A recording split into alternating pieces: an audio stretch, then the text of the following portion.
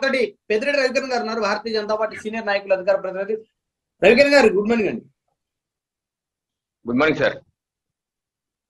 ఏంటి రవికిరణ్ గారు, ముఖ్యమంత్రి గారి మీద జరిగినటువంటి రాళ్ల దాడి ఏదైతే ఉందో అది ఉద్దేశపూర్వకంగా ప్రతిపక్ష పార్టీకి సంబంధించిన అధినేతల కనుసనలో జరిగిందా, లేకపోతే ఎవరైనా ఆకతాయిలు కావాలని చేసినటువంటి పని అయి ఉంటుంది అనుకోవచ్చా?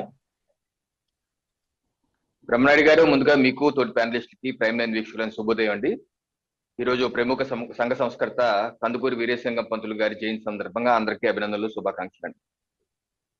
ప్రజాస్వామ్యంలో హింసకు తావులేదు బ్రహ్మనాయుడు గారు. ఎందుకంటే ప్రజాస్వామ్య వాదులందరూ ఒక శాంతియుత వాతావరణంలో ఎన్నికలు జరగాలి, వాళ్ళు నచ్చిన పార్టీని ఓట్లేసుకోవాలి, వాళ్ళ ప్రభుత్వాన్ని ఎంచుకోవాలని కోరుకుంటారు. కానీ హింసను కనుక ప్రేరేపిస్తా కూర్చుంటే అది ఒక్క చోట ఆగదు బ్రహ్మనాయుడు గారు. అది దావాలనుగా కారు చుచ్చులా వ్యాపించి దావాలను అందరినీ దహించి, ఈరు లేదు ఆడు లేదు, సమాజాన్ని మొత్తం దహించి వేస్తారు. సో హింసని ఏ రూపంలో ఉన్నా సరే, ఏ నాయకుడి మీద దాడి జరిగినా, ముఖ్యమంత్రి గారి మీద కావచ్చు, చంద్రబాబు నాయుడు గారు, పవన్ కళ్యాణ్ గారు, పురంధేశ్వరి గారు, ఎవరన్నా సరే, ఎవరి మీద అది సామాన్యులు నాలాంటి వాళ్ళు మీలాంటి వాళ్ళ మీద దాడి చేసినా సరే అది మనం క్షమించాం. దానికి కారకులైన వ్యక్తులను పట్టుకోవాలి, చట్టపరంగా శిక్షించాలని డిమాండ్ చేస్తాం. ఇది నిర్భయవాద అంశం. ఇక ఘటన జరిగినటువంటి వెంటనే, ఘటన జరిగిన తర్వాత ముఖ్యమంత్రి గారికి ఎడం పక్కున్నటువంటి కేసునే నాని గారు ఏమన్నారు, వారేమన్నారంటే ఇలా దాడి చేశారు, ఎవరో ఇసిరేశారు, రాయో ఏదో ఇసిరేశారు, ఎవరు ఇసిరేశారో మాకు తెలియదు, ప్రతిపక్షాలు ఏం చేశారు అనుకుంటున్నారని ప్రశ్నలు అడిగితే మాకు తెలియదు, పోలీసులు తేల్చాలన్నారు.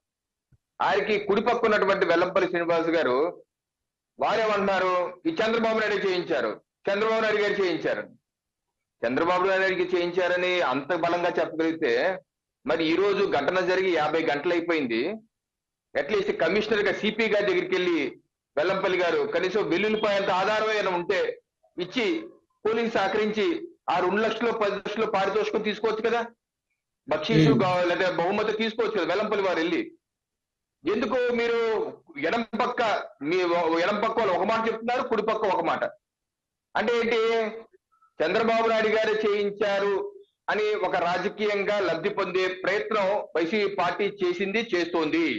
దీనికి నేను ఒకటి చూపిస్తాను. ఇందాక వారు అంటున్నారు ఇది వాళ్ళే చేసుకుంటారా, ఎవరన్నా సరే ఇంత అమానవీయంగా మమ్మల్ని ఇలా అంటారా అని. నేను మీ ఛానల్ ద్వారా వాళ్ళని అడుగుతున్నాను. ఇప్పుడు ఘటన 8 దాటిన తర్వాత జరిగిందని చెప్పి సిపి రాణా గారు చెప్పారు, అలాగే సజ్జల వారు కూడా చెప్పారు. సజ్జల వారు ఏమన్నారు, 9 తర్వాత మేము రియలైజ్ అయ్యాము ఇది కొంచెం పెద్దగా జరిగిందని, ఆ తర్వాత ఫోటో రిలీజ్ చేశామని. వైసీపీ పార్టీ అఫీషియల్ ట్విట్టర్ ఖాతాలో బ్రహ్మనాయుడు గారు ఏప్రిల్ 13 రాత్రి 9:33 ఇచ్చినటువంటి ట్వీట్ ఇది. వీళ్ళు ఏమన్నారు తెలుసా, జగన్మోహన్ రెడ్డి గారు ముఖ్యమంత్రి గారి మీద ఇది పచ్చగొండాలతో దాడి చేయించిన చంద్రబాబు, పచ్చగొండాలతో దాడి చేయించిన చంద్రబాబు, ఇది రాత్రి 9:33 అంటే వారు 9:33 నిర్ధారించేశారు, చంద్రబాబు చేశారు. దీనికి సమాధానం ప్రజలు మే 13వ తారీఖు ఓట్ల ద్వారా ఇస్తారు. దీనికి సమాధానం అంట ప్రజలు ఓట్ల ద్వారా మే 13 ఇస్తారంట. అంటే ఏంటి, రాజకీయంగా ఎజెండా ఫిక్స్ చేసుకుంది వైసీపీ. ఇది ఒక ఆకతాయి చేశారో లేదా ఎవరో చేశారో వాళ్ళకి తెలిసినప్పటికీ ఇది రాజకీయంగా వాడుకోవాలని చెప్పి 9:33 ట్వీట్ చేశారు. దాని తర్వాత కదా ప్రతిపక్ష పార్టీలు దాన్ని తిప్పుకొట్టాకి మీరే చేసుకున్నారని చెప్పేసి మళ్ళీ డిఫెన్స్ మరి కౌంటర్ స్ట్రాటజీ చేయాలి కాబట్టి చేయవలసి వచ్చింది. మీరు ఎప్పుడైతే దీన్ని రాజకీయం చేసి చంద్రబాబు చేశారు, ఇక్కడ చూడండి ఆ ట్వీట్ లో దాడి చేయించిన చంద్రబాబు అన్నారు. నెక్స్ట్ డే మార్నింగ్ హత్యాయత్నం అయిపోయింది. 24 గంటలు తిరగడంలో హత్య అయిపోయింది. అది దాడికి హత్యకి ఎంత తేడా ఉంది చూడండి బ్రహ్మనాయుడు గారు. అంటే దాడి సరిపోదు, మసాలా సరిపోదు. ఏమండి, హత్యాయత్నం చేశారు అనే మాట మాట్లాడుతున్నారు. బీజేపీ వారికి చంద్రబాబు నాయుడు గారి మీద మోజు ఉంటే ఇవాళ పొత్తు కలిశారు కాబట్టి మీకు మోజు ఉంటే మోజు ఉండొచ్చు, కానీ హత్యాయత్నం జరిగింది అని అన్నారు కానీ హత్య జరిగింది అని ఎక్కడా చెప్పేసి అనలేదండి. మీకు మోజు ఉంటే మీరు మొయ్యండి, ఇబ్బంది లేదు. మిమ్మల్ని ప్రధాని మోడీ గారిని ఎన్ని తిట్టినా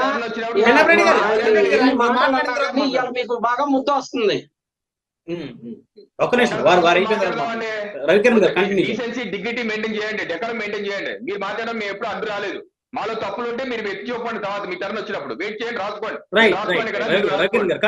నేను ఏంటంటే 24 గంటలు తిరగకుండానే దాడి అనేది హత్యా ప్రయత్నం ఎందుకు మారిపోయింది?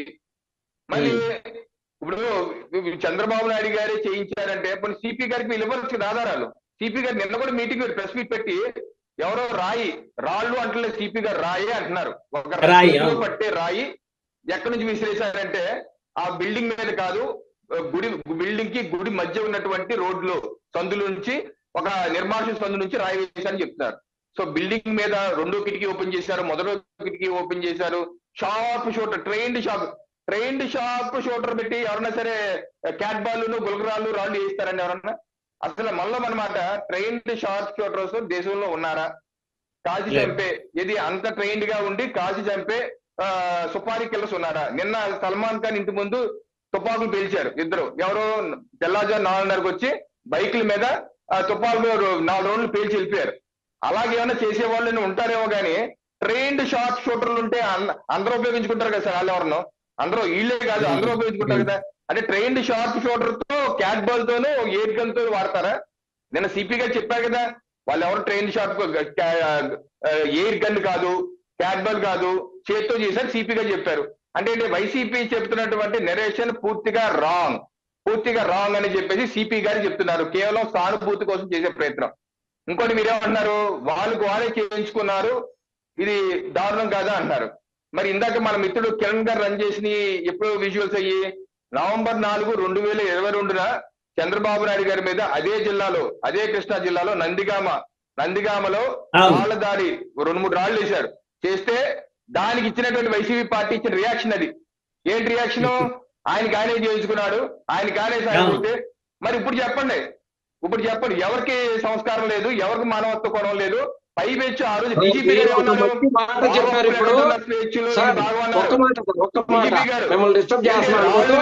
ఆయన చెప్పిన మాట, జనసేన వాళ్ళు చెప్పిన మాట ఎలా అవుతుంది? జగన్మోహన్ వాళ్ళ ఇండియా మాట్లాడుతున్నారని చెప్పేసి మాట్లాడినటువంటి మాటలు అది గతంలో జరిగినటువంటి చంద్రబాబు నాయుడు గారి జరిగినటువంటి దాడి జరిగినప్పుడు చూపించినటువంటి వాస్తవాన్ని మీరు ఖచ్చితంగా ఒప్పుకున్నారు. డిస్టర్బ్ చేశాం కానీ సార్ మీరు మీరు మాట్లాడలేరు, మొత్తం అడ్డపడిపోతాను. అంటే గతంలో ఆ విధంగా మాట్లాడకుండా ఉన్నట్లయితే ఇప్పుడు ప్రతిపక్షాలు కూడా ఈ విధంగా విమర్శలు చేసి ఉండేవి కాదేమో బహుశా.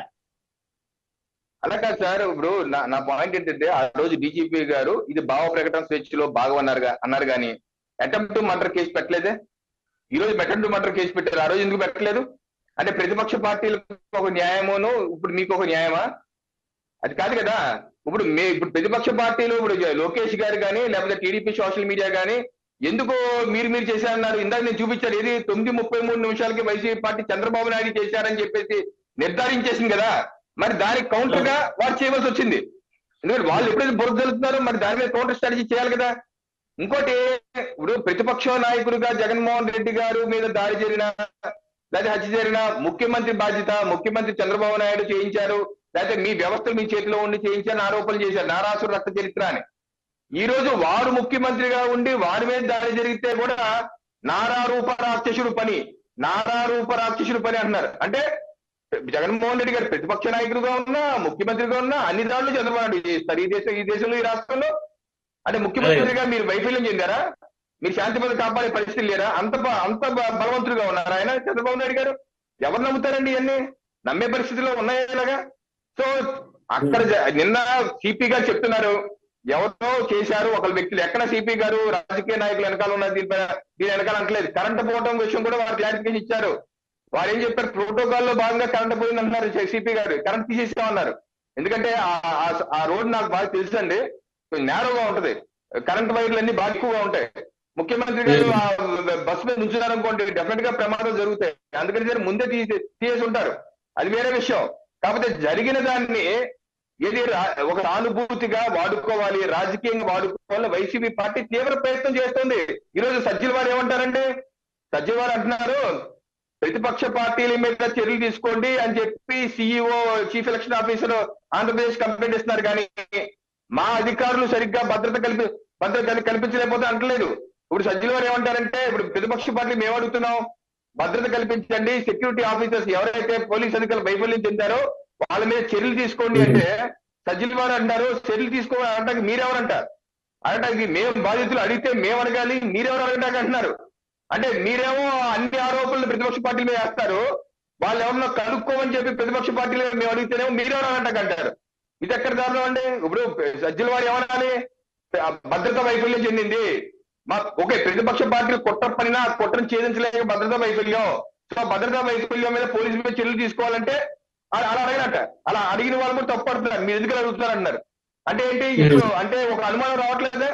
అంటే సెక్యూరిటీ ఆఫీసర్స్ మీ వెనకేసుకొస్తున్నారు, ముఖ్యమంత్రి గారి దాడిని రాజకీయంగా వాడుకుంటున్నారు. అంటే ఏంటి? ప్రజలు అనుకున్నట్టు మీరు కుమ్మక్కైపోయి ఈ రోజు 50 గంటలు దాటుతున్నా సరే ఏ మాత్రం ఏ కొలిక్కి తీసుకురాలేకుండా, ఏ విషయం చెప్పలేకుండా కాంతి రాణా గారు చేతులు ఎత్తేసినట్టు అమాయకమైన ఫేస్ పెట్టి చేస్తున్నారంటే అక్కడ ఏమన్నా గూడుపుటాన్ని జరిగిందని అనుమానాలు వస్తున్నాయి కదా ప్రజల్లో. మీరు ఎందుకని భద్రతా వైఫల్యాన్ని ఎందుకు ఒప్పుకోవట్లేదు? ఆ రోజు మీరు ప్రతిపక్షంలో ఉన్నప్పుడు భద్రతా వైఫల్యం అన్నారు కదా. మా ప్రతిపక్ష నాయకుడికి వైఫల్యం భద్రత ముఖ్యమంత్రి ఇవ్వలేదు కాబట్టి హత్యా ప్రయత్నం చేశారన్నారు కదా. మరి ఈ రోజు అందరే భద్రతా వైఫల్యం చెందారు, ముఖ్యమంత్రి గారు కాపాడలేకపోతారు ఎందుకంటే? అంటే మీరు కుమ్మక్కైపోయారు ఏమన్నా? సో ఇటువంటి అనుమానాలు ఎన్నో ఉన్నాయి.